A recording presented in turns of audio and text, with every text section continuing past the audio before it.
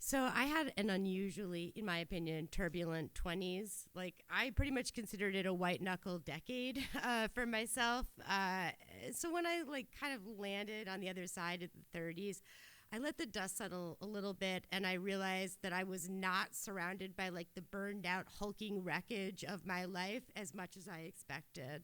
In fact, I actually was like doing okay in that, like, I had somewhere to live. I was gainfully employed. I had a very picturesque cat, you know? I was like, okay, this is it. I've done it. This is what adulting feels like, all right? And I'm like, well, what's my first act as an adult? I'm like, let me just show off to my friends that I'm an adult. That's an adult thought. Um, so I'm like, I'm going to invite some of my friends over to my palatial shoebox-sized apartment in Manhattan for the weekend, like the great American hostesses of yore, like, you know, Martha Stewart, or the ladies from the Norman Rockwell painting, or the women who make you snack cakes, like Sarah Lee. I'm going to do that. And I go into a real frenzy about it. I am doing all these things I thought they only do on TV. I'm zhuzhing things.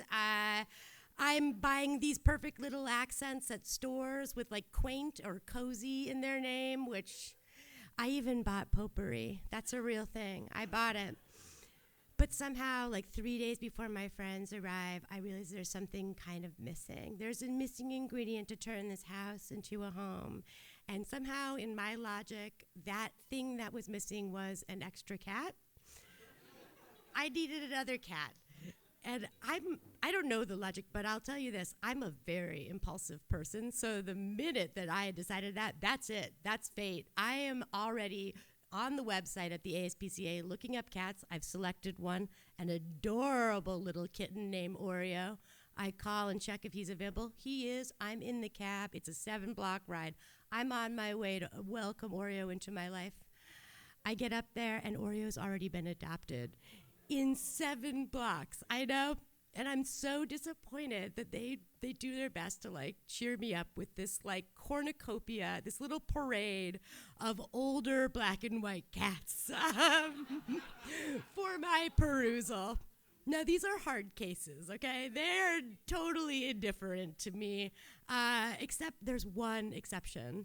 This one cat is not quite a House Beautiful cat. In fact, he's more like an X-Files cat. He looks like a literal space alien because he's lost the tips of his ears and the top of his tail to frostbite. But he's so sweet, and he's got good taste, in my opinion, because he's nuzzling up against me so much. I'm like, I'm going to take this little winner, snap him up. The minute I adopt him, they're like, ahem, you need to speak with the animal behavioral specialist. I'm like, okay. It turns out that Spike had a super bizarre alien personality too, I guess. He didn't understand personal space. He didn't understand what it meant for a snarling Doberman to be growling at him. He thought that meant nuzzle him, nuzzle him. So they warned me I had to be careful. I took that advice, not at all. I bring him home to meet my beautiful, picturesque, magnificent, majestic cat Spanish, who, unlike me, has not been practicing the art of hostessing in these previous days. She does not welcome him with an open heart and a gracious mind. She is hissing and growling in this very menacing way, and before I even know what's happening, Spike is out of my arms, and there's a literal cartoon-style, like, ball of fur and yowling going on at my feet. I've never seen anything like it. Fur is literally flying all over my apartment. I look down at this undulating mass, and I'm like, well, I gotta separate them. So I'm like, well, I've owned Spanish for 7 years. We've been old pals. Like, I can separate them, no problem. Totally stupid of me, 100% wrong. I have 2 giant puncture wounds in my arm to prove it. Just a second later, she got those claws in as far as she could. Thanks, friend. But you know what? Hey, that's life. We learn a lesson. Maybe we keep these cats separate next time.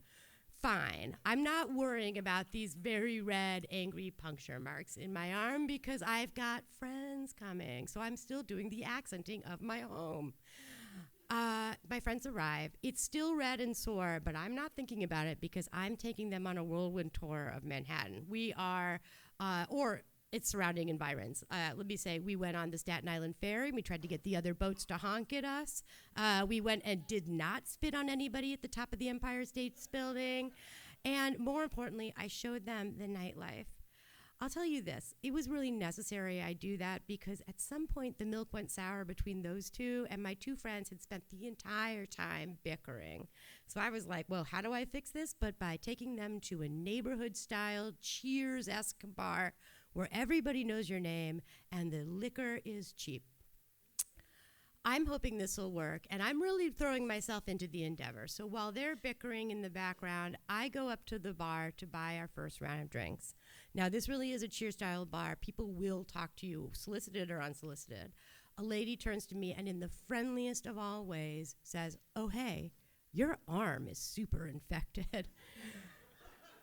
It turns out that she's a nurse, and she's right. I look down, and there's a fine red mist, I guess, like expanding out from the puncture wounds. I was like, oh, hey. She asked the bartender for a pen, and she draws a line around it, explaining that this is how we can watch if the infection is spreading like really quickly. She goes, the thing you really got to look for is when like a single line jets out like towards your heart. That's when you know you're in trouble. I'm like, okay, whatever. I bring the round back to my friends. We drink it. A couple rounds later, I go back up to the bar to get another one. My friend's still bickering, cannot help them. And my nurse friend materializes out of the mist yet again.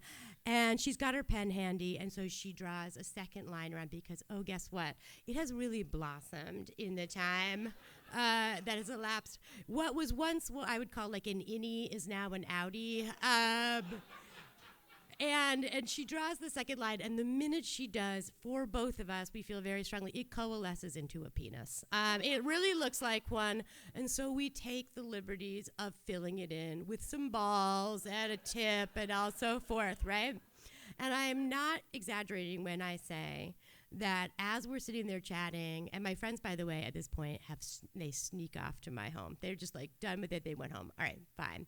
I don't know I'm alone at this point, but I'm looking at this little penis tattoo and I'm giggling to myself. My nurse friend doesn't think it's as funny, but out of the tip, all of a sudden shoots a red line, straight out of the tip, right up my arm, a red line of infection. The nurse goes, oh, hey, you really got to go to the hospital now. And I'm like, I look, my friends are gone. Okay, I've got nothing better to do. All right, you know? I wander over there to Cavalier Pierce. I'm not taking this seriously at all. And thankfully, this is New York, where like the people who are the emergency room techs, this may have been like a quote unquote medical crisis, my nurse friend says, but the people who do the admitting at the hospital do not care like, at all.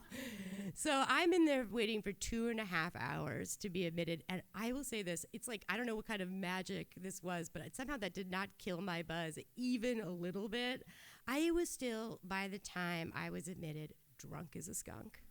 So I get in there, and let me tell you, we've met a nice nurse friend this evening, and now we meet a less nice nurse friend. This nurse friend hates my penis. I mean, I'm not kidding. She's offended by my penis, like so much so that she throws in absolute contempt a sanitary wipe at me and goes, wipe that dick off your arm before the doctor sees you. Now, I don't know about you guys, but I was born in a little place called America, where we have something called the freedom of speech.